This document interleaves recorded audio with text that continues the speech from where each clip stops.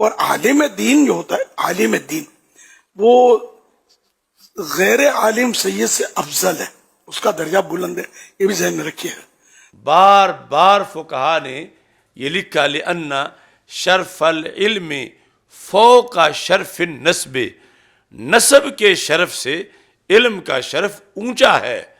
تو جب علم کا شرف آ گیا تو اس کو بلندی ملے گی اور اس میرٹ پر جو ہے وہ فیصلہ کیا جائے گا۔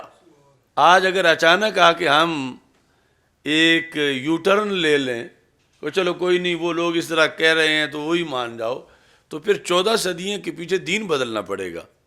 ہمارے ہاں مسائل ہیں کہ جب کئی لوگ اکٹھے ہوں تو جماعت کون کرائے، تو وہ فقہ کی کتابیں بھری پڑی ہیں۔ تو اگر آج والا جو ایک نظام چل رہا ہے، اس بنیاد پر تو ہمیں فقہ حنفی بھی، فقہ شافی بھی، سب فقہ اسلامی بدلنے پڑے گی۔ مثال کے طور پر ایک بندہ جو ہے وہ ذات کا مثال کے طور پر کمہار ہے، جس کو ہمارے عرف میں کمی کہتے ہیں، حالانکہ یہ کہنا بھی ایک غلط سوچ ہے۔ تو بہرحال جو عام ایک ہے سسٹم زوات کا، اب وہ بندہ حافظ ہے، وہ بندہ قاری ہے، وہ بندہ عالم ہے، اور ساتھ ایک سید صاحب بھی ہیں، 9-10 بندے، وقت آ گیا ہے جماعت کرانے کا، تو سید صاحب حافظ نہیں، سید صاحب قاری نہیں، سید صاحب عالم نہیں۔ تو اس وقت جو تحریک عظمت آل و اصحاب چل رہی ہے، ان کی پوری دعوت کا نچوڑ یہ بنتا ہے کہ پھر جماعت سید صاحب کرائیں، کیونکہ دوسرا بندہ تو مثلا کمہار ہے، لوہار ہے، کاشتکار ہے، کوئی ہے، اور یہ سید صاحب ہیں۔ تو اگر آج اس طرف جاتے ہیں تو 14 صدیوں کا دین بدلنا پڑے گا، اور دین تو ایک صدی کا بھی نہیں بدلا جا سکتا۔ پھر اس کے پیچھے حدیثیں ہیں رسول پاک صلی اللہ علیہ وسلم کی کہ جب تم اکٹھے ہو تو تم میں فلان جو ہے وہ جماعت کرائے۔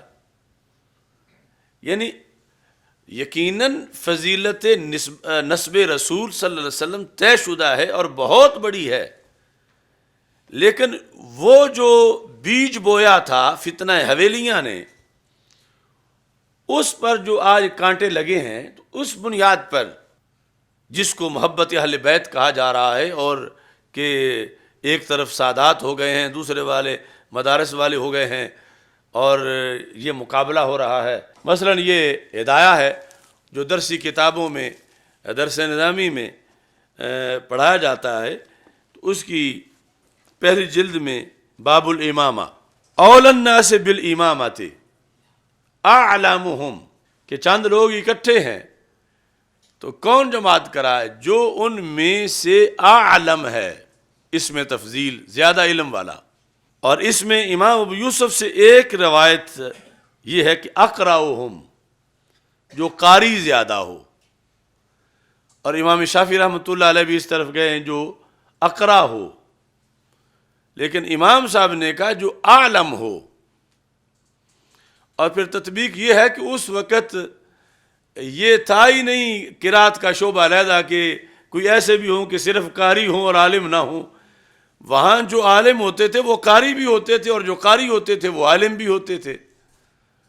اس بنیاد پر پھر امام اعظم ابو حنیفہ نے اعلم کا لفظ جو ہے وہ استعمال کیا۔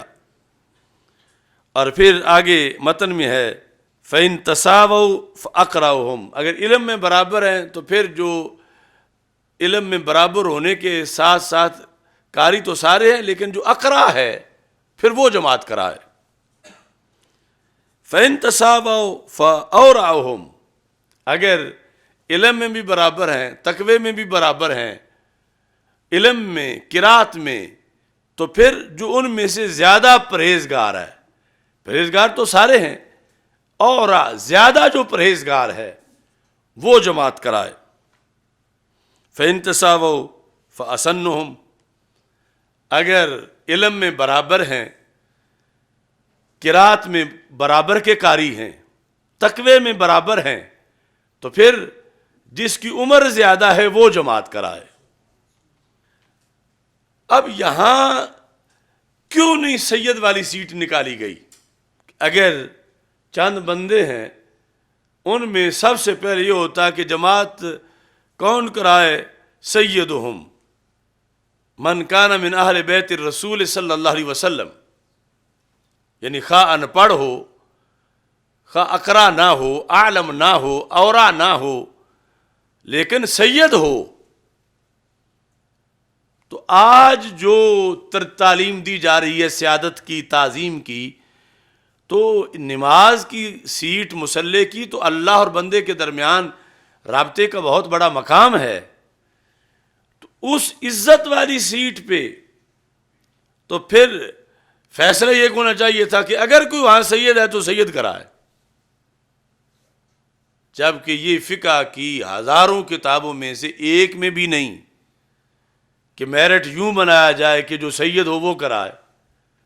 میرٹ یہ ہے امام صاحب کے نزدیک جو عالم ہو وہ کرائے، اگر عالم نہیں تو اقرا کرائے، اگر عالم اقرا برابر ہیں تو اورا کرائے، زیادہ پرہیزگار، اگر اس میں برابر ہیں تو اسن جو زیادہ عمر والا ہے وہ کرائے۔ تو یہ ایک تشکیل نو کی جا رہی ہے پورے دین کی، کیونکہ اگر جس کے پیچھے نماز پڑھنی ہے ساتھ اس کو پھر گالی بھی دینی ہے تو پھر نماز کس چیز کی پڑھنی ہے؟ اور گالی اس بات پہ دینی ہے کہ وہ بیٹا کاشتکار کا ہے، وہ بیٹا لوہار کا ہے، وہ بیٹا کمہار کا ہے، اگرچہ وقت کا عالم ہے لیکن سید نہیں ہے، اور فضیلت ساری سید ہونے سے ملتی ہے، تو پھر تو پورا دین جو ہے وہ حملے کی زد میں ہے۔ اور یہاں پر اعلی حضرت فاضل بریلوی رحمۃ اللہ علیہ نے مثال میں یہ کہا، تنویر الابصار میں ہے، الحق بالامامت الاعلم، کہ سب سے زیادہ حقدار امامت کا اعلم ہے۔ پھر آگے جو کچھ پڑھ کے سنا اس طرح، ثم الاشرف نسبا ثم الانظف صوبا، یعنی وہ جب 5-6 چیزیں گزر گئیں، عمر میں بھی برابر ہیں، تو پھر کیا ہے؟ پھر جس کا نسب اشرف ہے، پھر جس کے کپڑے زیادہ ستھرے ہیں، تو یہ نسب جس کا اشرف ہے اس کو 5ویں نمبر پہ کیوں لے آئے؟ اسے پھر پہلے نمبر پہ رکھتے تو پتہ چلا کہ شرف علم کے ہم پلہ کوئی چیز نہیں، ورنہ مصلی ہمیشہ سید کے لیے ہوتا، خواہ وہ کیسا بھی ہو۔ اسلام کی وہ عبادت جو اسلام کا ستون ہے، پورا دین جس پہ قائم ہے، تو وہاں تو امامت کے اندر ان چیزوں کو پیش نظر رکھا گیا کہ اعلم، اقرا، اورا، اسن، ثم الاشرف نسبا ثم الانظف صوبا۔ تو اس بنیاد پر آج جو تشکیل نو ہو رہی ہے عقائد کی، یہ ایسا نہیں کہ محض کوئی ایک لائن ہے چلو بدل لو، یہ پورے دین کا تبادلہ کرنا پڑے گا۔